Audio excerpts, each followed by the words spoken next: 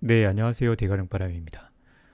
산에서 이 CVS 기업 분석을 하기로 했는데, 이 기업을 이해하기 위해서는 이 많은 백그라운드를 알고 있어야만 합니다. 그래서 사실은 고민이 조금 많았어요. 어떻게 하면 조금 더 쉽게 그리고 핵심적인 부분을 전달할까? 뭐 이런 건데요. 저랑 같이 한번 천천히 일단 보시죠. 네, CVS를 해야 하는데 왜 뜬금포로 이 SK 바이오팜이냐 하시겠죠? 그런데 제약 바이오에 관심 있으신 분들은 SK 바이오팜이 이 신약을 출시했고 미국 시장에 직접 진출을 했다는 것을 아실 겁니다. 문제는 그들의 뇌전증 신약인 이 엑스코프리가 약제 효과와 비교적 호평을 받고 세일즈가 부스팅 중임에도 불구하고 이익 개선이 잘 안 되고 있다는 거죠.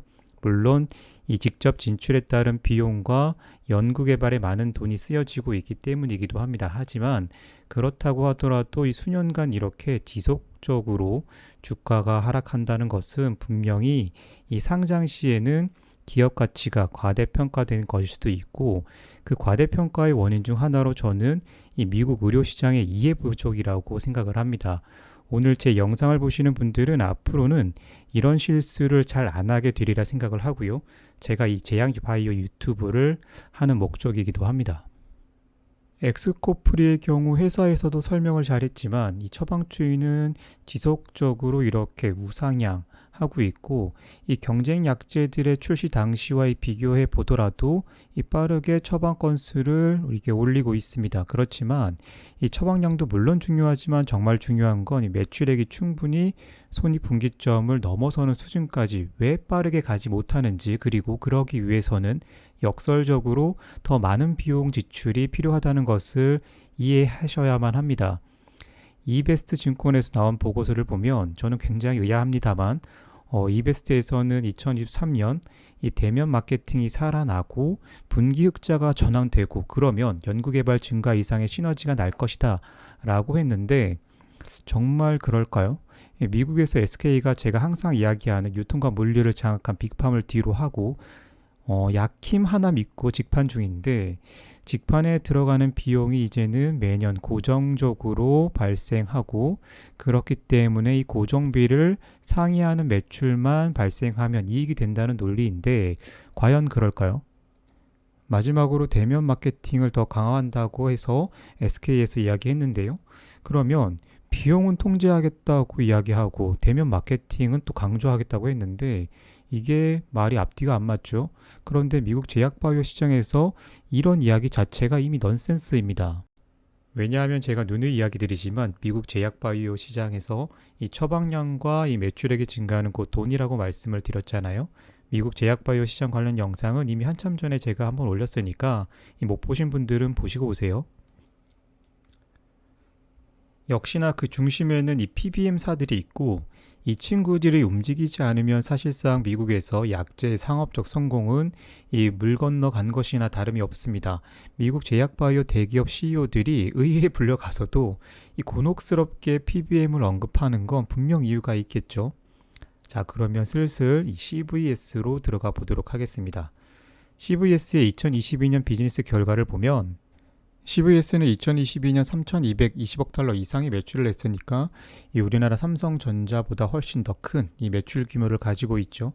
영업이익은 170억 달러가 넘습니다. 영업 활동으로 인한 현금 흐르면 보시는 것처럼 160억 달러 정도 만들어냈습니다. 전년과 비교해도 매출은 10% 성장을 했습니다. 그런데 그러한 숫자들은 뉴스만 보더라도 아는 것이고, 저는 조금 더 들어가 보도록 하겠습니다.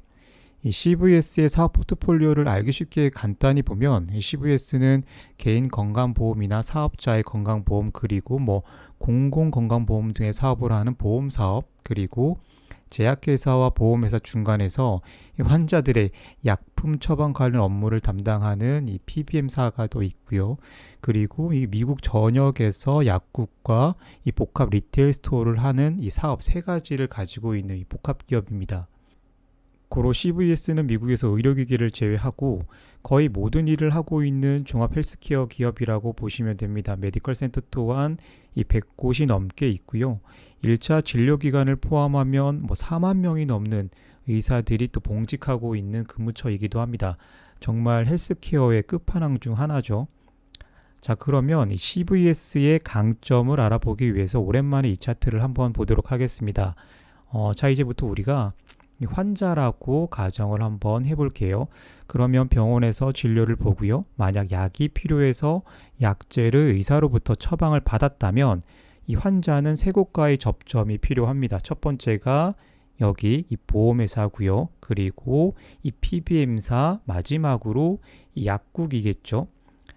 이렇게 그럼 환자와 직접적인 컨택 포인트만 남기면 앞서 말씀드린 여기 세 지점 모두 다 이 CVS가 환자를 이렇게 둘러싸고 있는 형태죠. 이건 바로 이 투자자들이 제일 좋아할 만한 독점이나 이 과점의 향기가 느껴집니다. 자, 그러면 이제 약을 팔아서 먹고 사는 이 제약회사 입장에서 한번 보도록 하겠습니다. 아까 말씀드린 대로 SK바이오팜으로 생각해 보시면 이 편하실 거예요.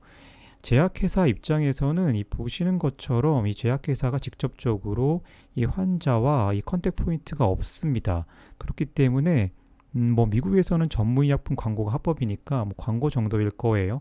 SK바이오팜 등이 만약에 학회 등에 가서 이 데이터를 발표할 수도 있고, 그래서 의사 선생님들로 하여금 약제의 효과와 안정성을 홍보할 수는 있겠죠. 그런데 결국 미국에서 의사가 처방을 하려면 이 환자를 둘러싸고 있는 이 앞선 이 세 집단이 이 파마시랑 그리고 PBM이랑 이 보험회사가 제대로 작동을 해야 하고, 특히나 이 제약회사는 이 PBM 회사들이 그들의 처방집에 제약회사의 약제를 올려줘야 하고, 거기에는 또 등급이 있습니다. 네, 고로 미국에서 제약회사가 약을 팔고 싶을 때 이 만나야 하는 필수적인 기업들이 PBM사들이고, 미국에서 거의 과점 체제를 유지하고 있는 PBM사들은 이 세 개 회사들입니다. 그중 CVS의 PBM사인 이 CVS 케어마크는 점유율 30%가 넘는 1위 PBM사입니다. 우리는 오늘 미국에서 약국을 조금 사러 가자고 했으니까요. 미국 약국 시장을 조금 보죠. 미국 약국 시장의 예상 성장률은 이 조사 기간마다 조금씩 차이는 있어요. 베이스라인 값이 또 크게 다르기도 합니다. 뭐 그렇지만 시장에서 성장률에서는 보통 보시는 것처럼 뭐 3% 후반, 4%죠. 에서 6% 정도 예상을 하고 있고요. 2030년까지 성장을 전망을 하고 있습니다. 2030년의 시장 규모가 8천억 달러 후반에서 1조 달러까지 예상이 되기 때문에 이 4%에서 6% 성장은 정말 무지막지한 성장이고요. 이러한 원인은 당연하지만 뭐 질병 유병률이죠. 증가하거나 인구가 뭐 고령화하거나 당연한 얘기죠. 그리고 의료 비용의 지출 증가 등에 기인을 합니다. 이러한 시장에서 CVS는 2023년 기준으로 해서는 56개 주에서 보시는 것처럼 9,600개가 넘는 약국 체인을 보유하고 있는 1위 사업자입니다. 이가 뭐 많이들 아시는 월그린 부츠인데요. CVS와 월그린의 집적도가 어느 정도인지는 미국 내에서 대표적인 드럭스토어인 이 라이트에이드에 비교하면 느낌이 딱 옵니다. 네, 라이트에이드도 미국 내 대표적인 대형 약국 체인인데, 보시는 것처럼 진출하지 않은 주가 거의 대다수죠. 이 월그린을 한번 보도록 하겠습니다. 벌써 차이가 느껴지죠. 미국 내 모든 주에 진출해 있고요.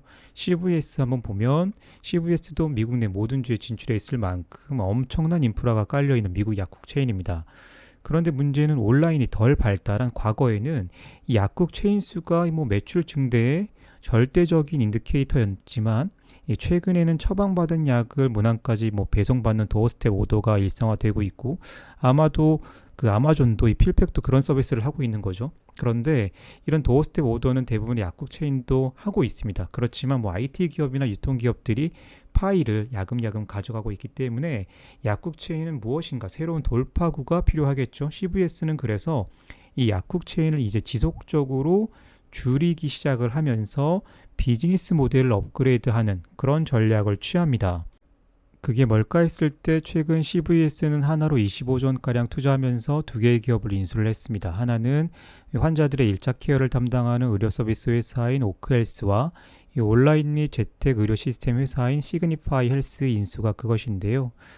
CVS는 그러니까 가지고 있는 약국 체인을 단순히 처방받는 약을 타고 뭐 OTC 제품이나 생활용품 등을 파는 정도의 이러한 소규모 비즈니스 모델을 넘어서서 이번 팬데믹 사태에서도 보았듯이 이 약국 체인을 의료, 허브화하는 것이 앞으로 경쟁자들과 비교했을 때 차별화될 것이다 라고 판단을 한 것 같아요.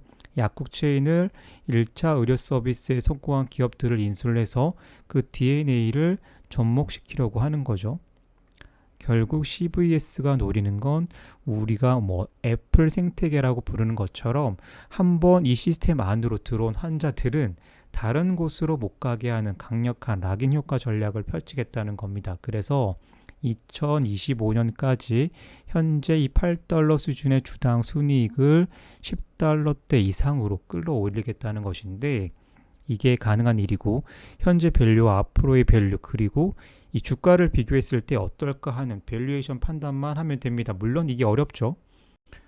그런데 이 모든 전략과 비즈니스 포트폴리오만 보면 이 CVS 주가는 이 떨어질 일이 없어 보입니다. 그렇지만 이 CVS를 둘러싼 다양한 이슈들이 주가 조정의 빌미를 줬습니다.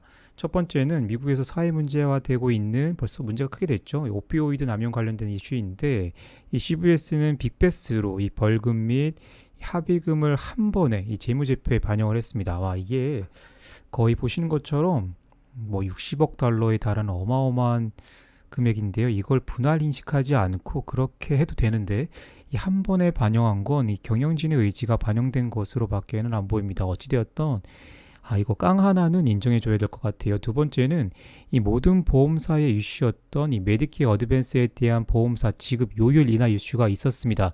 미국에서 65세 이상의 직장 은퇴자가 가입하게 되는 이 공공의료보험인 메디케어에서 연방정부가 이 부담해야 하는 의료 비용이 너무 크다 보니까 보험사에 이걸 좀 깎자고 했던 게 큰 이슈였죠.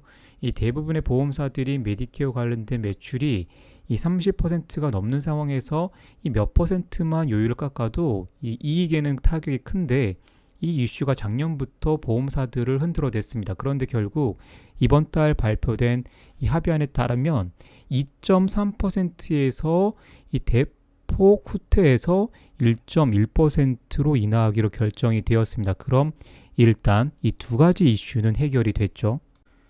네, 마지막으로 공룡 유통사인 아마존 등이 필팩을 인수하면서 본격적인 드럭 메일링 오더 서비스를 시작을 했는데, 얘네들이 더 깊이 이 비즈니스로 들어오는 거 아니냐 하는 이슈가 계속 있었죠. 그런데 이 지점은 조금 근본적인 문제를 생각해보면 저는 간단히 풀리지 않을까 생각을 합니다. 환자는 결국에 가서는 의사를 직접 보고 싶어 하는 게 사람의 재미있는 심리고, 아마존이 거기까지 가려면 이 정말 험난한 과정이 있기 때문에 CVS 등의 영향이 미칠 만한 부분은 결국 이 리테일 부분인데요. 앞서 설명드린 대로 리테일 사업부는 이미 구조조정을 진행을 하고 있고 이 비즈니스 고도화 작업 중입니다. 고로 저는 이것도 그렇게 크게 리스크라고 생각하지는 않아요. 네, 그러면 이제 결론을 한번 내보죠. 저는 지금까지 계속해서 기업의 역사적 발전 과정과 이 비즈니스 모델 그리고 그 모델이 어떻게 변화하는가에 대해서 이야기를 했습니다. 이 CVS는 지금 또 한 번 이 비즈니스 모델을 더 고도화시키고 이 수익성을 개선시키는 방향으로 진행하고 있다고 저는 보는데, 그 와중에 월가를 비롯한 시장이 이 주가를 이렇게 만들어줬잖아요. 제가 보기에는 이 기회라고 생각을 합니다. 우리가 미국에 땅은 없지만 그래도 이제 미국의 약국 지분을 조금 가질 수 있는 이 매력적인 수준에 온 거 아닌가 싶고요. CVS를 이끌고 있는 이 철혈 CEO 이 린치 누나가 이 보통이 아니기 때문에 저는 이 미국 주식 포트에 담았습니다. 하고 진짜 길었네요. 투자에 도움이 되셨으면 좋겠고요. 시장에서 항상 장수하세요. 이러죠. 나는 두렵지 않아. 몸이 왜 그러죠?